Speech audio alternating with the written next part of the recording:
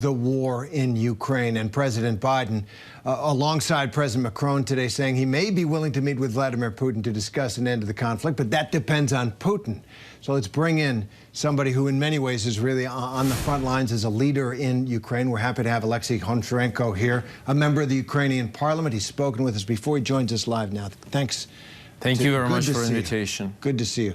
Let me first ask you about this Macron trip to Moscow in the coming days. Well, you know what? First, how are the people in Ukraine? This miserable campaign of bombing of infrastructure, civilian infrastructure, plunging the country into the dark and the cold as winter sets in. How's morale? How are people handling this? The situation is extremely difficult. It's like a real humanitarian catastrophe. I'm sitting here in your studio. My wife and two of my kids are in Odessa without no electricity and sometimes was without water.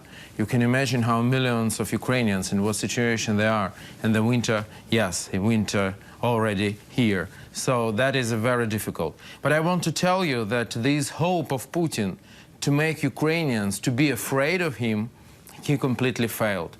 People are furious, absolutely. And we are ready to suffer these months, this winter, in order to prevent our children to be next years again in the war. We want to finish this war. We want to liberate our country. That's what we want. And we are prepared to suffer if it will be needed. Fortunately, it is needed. But we need to finish this war victoriously. I just want to follow up on that. So I was there last in April and was struck by that spirit, that sense that Ukrainians are not going to submit. Given how long the war has lasted now and the terrible cost to Ukrainians, not just in the civilian infrastructure, but in deaths, combat deaths and civilian deaths, do you see any flagging of that will on the battlefield? It's one thing, perhaps, Odessa, you know, Kyiv, Lviv, where I've been as well. But out there on the battlefield, do you think Ukrainians are saying, can we get out of this, please? If there's a way out, let us out?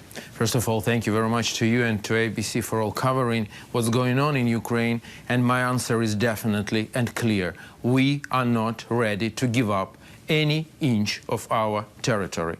We are ready to fight for our independence and our life as long as we will need, and also for our values, because it's about our general values. If one country can invade like this another country and take what they want, what the world is where we live in, it can't go this way. So this is our common war, and this will be our common victory together with the United States. And we are very thankful for all support we are receiving. It's vital for us in our fight. But it's, once again, it's a common fight. It's the fight for the whole free world, and we are absolutely going to win this war.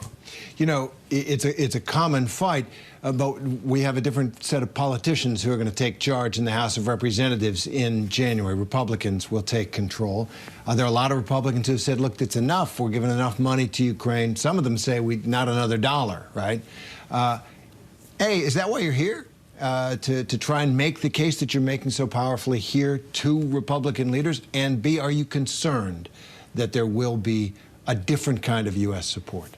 You know, just during these 2 days, I've met a number of U.S. senators, congressmen, Senator Brown, Daines, Representative Palmer, just recently Hudson, Aderholt, and others. And I can assure you that I see the full support. I see that these people, you mentioned Republicans, but I'm sure it's bipartisan, they understand that this is extremely, even from the pragmatic point of view, this is extremely effective investment of the United States, because investing a little bit more than 3% of U.S. military budget to Ukrainian army defeated Russia and destroyed at least 50% of Russian military capacity. And Russia is the second biggest rival for the United States after China. So before February 24, there were 3 superpowers on the planet.